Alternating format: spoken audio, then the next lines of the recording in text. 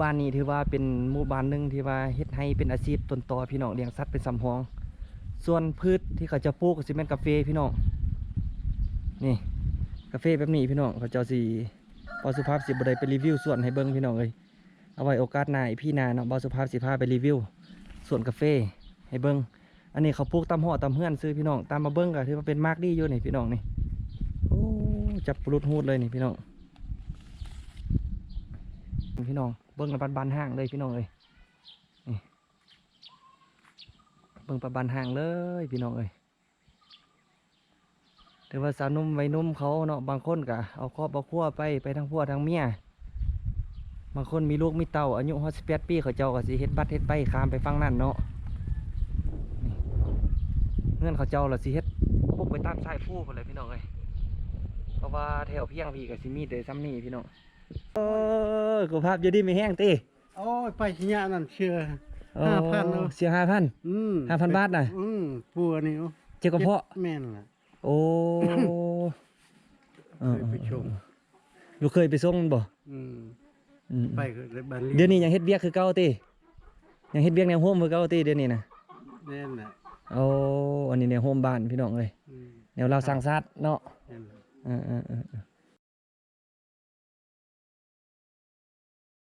สบายดีสวัสดีพี่น้องทางฝั่งลาวและฝั่งไทยและพี่น้องที่อยู่ต่างแดนก็แล้วแต่พี่น้องยินดีต้อนรับเข้าสู่ซองวิถีชีวิตชาวบ้านมื้อนี้บ่าวสุภาพสิพามารีวิวหมู่บ้านสะแดนที่พี่2พี่น้องสิพามาเลาะตามกลางบ้านกลางสวนพี่เนี่ยพี่น้องเอ้ยกลางบ้านเนาะมาเบิ่งแล้วเขาเจ้าบ่อยู่เฮือนพี่น้องเอ้ยตามมาถามข้าวเขาเจ้าเราว่าหมู่บ้านนี่มันติดหมู่บ้านไทยเดส่วนหลายสิพากันไปทำงานอยู่ฝั่งไทยหมดพี่น้องป้าให้แต่ผู้เฒ่าผู้แก่แล้วก็เด็กน้อยอยู่เฮือนฟอบ้านพี่น้องเบิ่งระบานห้างเลยพี่น้องเอ้ยเบิ่งประบานห้างเลยพี่น้องเอ้ยแต่ว่าสาวนุ่มวัยนุ่มเขาเนาะบางคนก็เอาครอบเอาครัวไปทั้งผัวทั้งเมียบางคนมีลูกมีเต่าอายุ18 ปีเขาเจ้าก็สิเฮ็ดบัตรเฮ็ดใบข้ามไปฟังนั่นเนาะเงื่อนเขาเจ้าละสิเฮ็ดพวกไปตามสายผู้คนเลยพี่น้องเลยเพราะว่าแถวเพียงพี่กับซิมีเดซัมนี่พี่น้องอีพี่นี่บ่าวสุภาพ15มาเลาะแถวลมพี่ก่อนพี่น้องเลยพามาเลาะแถวลมพี่อีพี่หน้าบ่าวสุภาพ15ไปเลาะทางเทิงฝนพี่น้องสิถ่ายภาพมุมสูงให้พี่ให้น้องได้เบิ่งพี่น้องเลยหมู่บ้านนี้ถือว่าเป็นหมู่บ้านหนึ่งที่ว่าเฮ็ดให้เป็นอาชีพต้นตอพี่น้องเลี้ยงสัตว์เป็นสำรองส่วนพืชที่เขาจะปลูกก็สิเป็นกาแฟพี่น้องนี่กาแฟแบบนี้พี่น้องเขาเจ้าสิบ่าวสุภาพสิบ่ได้ไปรีวิวสวนให้เบิ่งพี่น้องเลยเอาไว้โอกาสหน้าอีพี่หน้าเนาะบ่าวสุภาพสิพาไปรีวิวสวนกาแฟให้เบิ่งอันนี้เขาปลูกตามหอตามเฮือนซื้อพี่น้องตามมาเบิ่งก็ถือว่าเป็นมากดีอยู่นี่พี่น้องนี่โอ้จับปลุดหูดเลยนี่พี่น้อง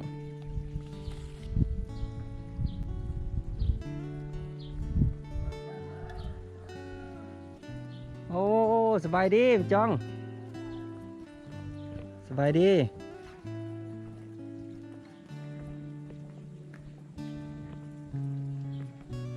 ยังสิว่าอุ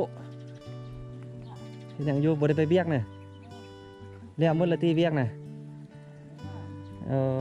ให้ส่วนแล้วหมดแล้วเนาะ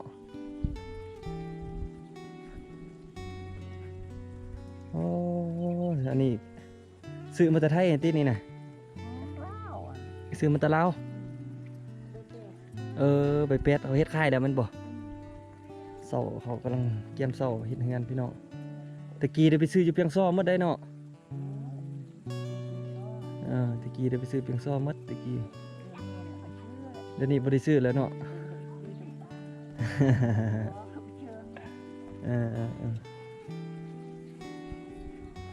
นี่พี่น้องส่วนหลายเขาเจ้าสิไปเฮ็ดเบียกอยู่ไทยหมด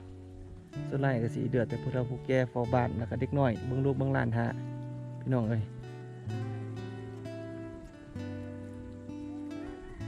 อันนี้สิเป็นบรรยากาศของเฮือนเดินดาวเขาเจ้าพี่น้องถือว่าเมืองนี่ก็เป็นเมืองที่ว่าผู้ด้อย100%เลยพี่น้องหน้ามีเพียงแต่ว่า4หรือว่า6% 4-6% เนาะพื้นที่ในการเฮ็ดนาส่วนหลายสิเป็นการเฮ็ดให้ปลูกข้าว เพราะว่าบ่มีบอลเพียงหรือว่าบ่มีบอลที่ว่าเหมาะสมในการเฮ็ดนาพี่น้องเอ้ยนี่ก็สิประมาณนี้เบิ่งบ่าวสุภาพสิพาไปรีวิวร้านค้าสะแดนเบิ่งพี่น้องร้านค้าหมู่บ้านสะแดนเบิ่งว่ามีหยังเด้โอ้ร้านค้าเบิ่งเขาเจ้าสิบอกเป็นเงินบาทหรือเงินกีบพี่น้องเลย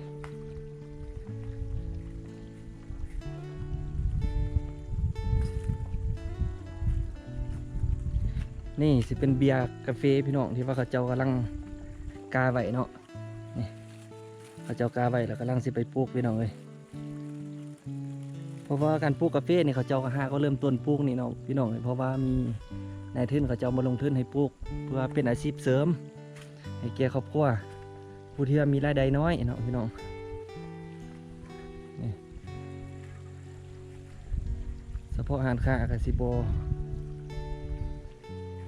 กสิประมาณนี้นะพี่น้องเลยขอรีวิวห้านได้เด้อขอรีวิวได้เด้อกสิบุมีหยังพี่น้องเบิ่งห้านค้าในส่วนหลายกสิมีขนมประเภทขนมเนาะนี่ประเภทขนมพี่น้องเลยประเภทขนมข้าวต้มแล้วก็เครื่องใส่ซอยสิเป็นเกลือเป็นนัวเนาะพี่น้องเอ้ยเป็นเกลือเป็นนัวที่ว่าเป็นเครื่องที่ว่าจำเป็นนั่นแหละนี่ปลาทูพี่น้อง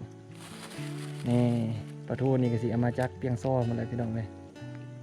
จากเปียงซ้ออำเภอเสริมพระเกียรติประเทศไทยปลาทูเค็มเนาะเขาเจ้าการซื้อขายเขาเจ้านี่สิเป็นเงินบาทพี่น้องบอกเป็นเงินบาท4 บาท 5 บาทไปเสนอพี่น้องเพราะว่าสินค้าหลายสิ่งหลายอันเขาเจ้าก็สิได้นำมาจากไทยพุ่นถ้าซื้อเงินบาทมาขายเงินกีบบ่ได้พี่น้องลูกทุนมีแต่ใต้กับใต้เนี่ยพี่น้องเอ้ยเดี๋ยวเวียกแล้วงานละตีพระจองเดี๋ยวเวียกละตีไม่เองแซ่เองโอ้สิบ้าอันนี้นะอย่าออกออกยาอันนี้ก็เอาออกอ่ะจับป่ะเอาตัวไหมเอารถโอ้พอแล้วโอ้อันนี้มีอย่างแดงไปเอาใบอย่างห่อฮะน่ะไปสลีกาบสิริกับสลีโอ้โหอย่าเซ็นมาจากคุณมาผู้เดียวมาลินน้ำเชี่ยวตุยแล้วก็มาเลาะลินได้มาได้มาด้นแล้วมาได้มาเฮิงแล้วกินฮอดหาบ้านเฮามาเยี่ยมมาย่ามเบิ่งโอ้ยเปลี่ยนแปลงไร่เด้บ้านเฮาพัฒนาไร่แล้วเด้เลยนี่ผู้มีเงินก็พัฒนาเนาะตัวไร่ไปเฮ็ดเวียกอยู่ไทยเนาะได้เงินมาเนาะเฮ็ดหอยเฮ็ดเฮือนแม่นบ่โอ้ฝากพี่น้องไทยเบิ่งแย่งเลยเด้อพี่น้องลาวไปเฮ็ดเวียกอยู่ฝั่งนั้นพี่น้องเอ้ยน่าได้ก็ช่วยเบิ่งช่วยแย่งได้พี่น้องเอ้ยน่าได้ฮักแพงแบ่งปันกันเด้อพี่น้องสุดท้ายเหลือแต่ผู้เฒ่าผู้แก่เนาะบางคนก็เอาลูกเอาเมียไปเนาะบางคนก็ได้เนาะ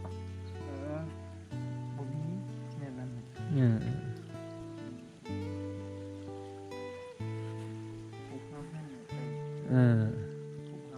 ไปบ่ได้แล้วนำนี่มาบ่บ่โอ้โปดเลยเนาะโปดนั้นเขาบ่ได้เปลียงท่อมันตินำนี่เขาเจ้าสีมาแต่พุ่นเลยพี่น้องมาแต่หัวเจี้ยสะแดนไทยลาวหมดเลยเนาะแต่สะแดนหมดเลยเป็นดินเฮาเนาะดินนำเฮาเนาะเบิ่งสิพาไปเลาะทางเทิงก่อนเด้อพระจ้องดินทางเทิงสิพาพี่พาน้องเบิ่งเหาะเบิ่งเฮือนเขาเจ้าสิไปแบบนี้แหละพี่น้องเพราะว่าเห็นไผ่ก็ตามสไตล์เบาสุภาพก็สิได้ได้ล่มแบบนี้แหละพอไปใส่สิพอไปใส่ไปไทยหน่อยพ่อน่ะโอ้บอกครูภาพไปน้ำเด้กินย่างบ่ยังงานอะไรบ้านบ่เลยบอกครูภาพเด้ครูภาพอยากไปนะบ่ไปเฮิงแหละเสียงงี้แล้วเปียงงี้หากได้ไป2 มื้อนึงว่าพอเพิ่นกับเงินหลังนี้ก็ถือว่าไปเฮ็ดเวียกอยู่ไทยพี่น้องเอ้ยไปรับจ้างรายวันพี่น้องบางคนก็สิไปได้ไปจำอยู่ส่วนยางบางคนก็ไปรับจ้างรายวันพี่น้องเอ้ย เวียกงานบ่ติกับเปลือกบ่เลือกข้าวสารคะแนนแต่ได้เงินมาจุนเจือครอบครัวพี่น้องเอ้ยเขาเจ้าสิมาซื้อเครื่องอุปโภคบริโภคเป็นต้นยามนี้เฮ็ดให้เฮ็ดส่วนก็สิ่งที่จำเป็นแท้ๆก็สิเป็นยาฆ่าหญ้าแล้วก็เกลือพี่น้องสิ่งที่เขาเจ้าเฮ็ดบ่ได้เขาเจ้าก็สิได้ซื้อสิ่งที่เขาหาได้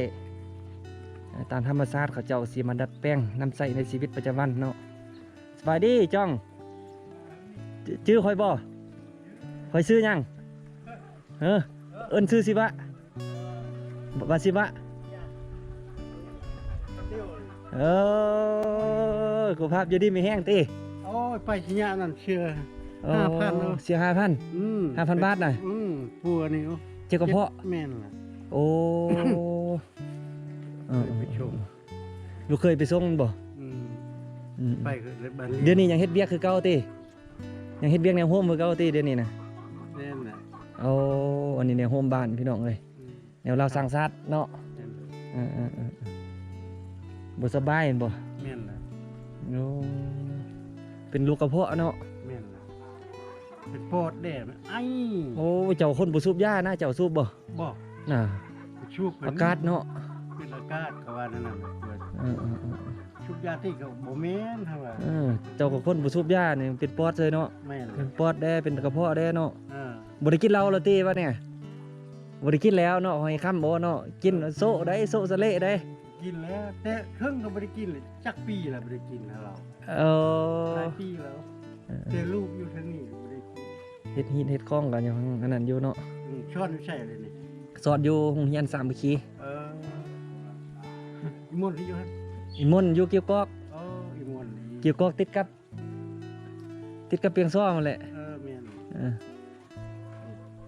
ออไปมาๆอยู่หั่นแหละ เพื่อน เฮือนอยู่เสาเดียว อยู่นี่นะ เฮ็ดเฮือนเสาเดียวพุ่นอันนี้ไข่เขาแล้วนี่นะ รถเนาะ ไข่สมรสแล้วปลูกเฮือนอยู่พุ่นแล้ว รถเฮ็ด โอ้ในทุนใหญ่เขาจะมีเงินมีค่ำก็คือว่าเนี่ย เครื่อง เออ อาชีพเขาคือว่าเนี่ย ไปที่มันเนาะ อาชีพไปอาชีพมันเราเฮ็ดแนวใดสบายใจก็เฮ็ดนี่คือคู่นี่โอ้ยมักจับเนาะนี่ก็จับมันล้อถ่ายรูปให้พี่ให้น้องเบิ่ง นี่นะให้ฮู้ดิ มาถ่ายรูปให้พี่ให้น้องอยู่ลาวได้อยู่ไทยได้ นี่นะเฮ็ดชุดอย่างดิ โอ้เขาเจ้าเบิ่งอยู่โทรศัพท์ บ่เคยเฮ็ดเวียกให้เพิ่นเคยเฮ็ดหยัง เฮ็ดเวียกอยู่พุ่นนะส่วนหลายก็ไปกรีดยาง ยาก ไปกรีดยางไปรับจ้างรายวันเฮ็ดหยังก็เฮ็ดหมดน่ะ แม่น พอแต่มีเวียกเฮ็ดพอแต่คนไทยเขาโอ้คนไทยเขาใจดีจะพูดใจดีเพิ่นก็เบิ่งแย่งเฮาคือว่าเนี่ยคือลูกคือหลาน กว่าพ่อเขาพูด ก็พ่อก็แม่เฮาแหละ กว่าเขาว่ากับเบิ่งหลานเขาว่า คะแนนถ้าเฮาเฮ็ดดีไปอยู่ไสเพิ่นก็ฮักก็แพงถ้าเฮาบ่เฮ็ดดีนี่ไปไสเพิ่นก็สั่งอยู่นำพ่อนำแม่เพิ่นก็สั่งไปอยู่ไทยเพิ่นก็สั่งคือกัน แม่นล่ะหลานเขาว่าในนั้นแม่เฮายังให้เขาว่า แม่น รับดีๆเขาว่ามีว่าคนไทยเขาให้ เฮาเฮ็ดดี เฮาคือกันลาวเฮาก็ว่า ให้เพิ่นก็ให้แนวดีเพิ่นบอกเฮาเพิ่นบอกเฮาเพิ่นสอนเฮาเฮาสอนอันจื้อน้ำจำเพิ่นก็ให้แด้เวลาเพิ่นอดบ่ได้มันก็ธรรมดาเด้พ่อแม่เฮายังให้เด้ แม่น คือเฮายังให้ลูกให้เต้าเฮาเด้ ต้องเข้าใจเพิ่นนั้นเนาะ มาผู้เดียว มาผู้เดียวมาเลาะมาลิ้นเฮ็ดหยังกินบ่ได้ฆ่างัวป่ะบ่ได้ฆ่างัวมันบ่ได้ฆ่าว่าช่วงนี้เราเป็นอะไร มีคนเอานะ เวลามันช่วงนี้มันพยาธิระบาดนะบนอื่นน่ะอยู่ผู้ตุ้ยนี่เป็นพยาธิปักเปื่อยลงเล็บเขาฟังน้ำกับบุร้อนน่ะ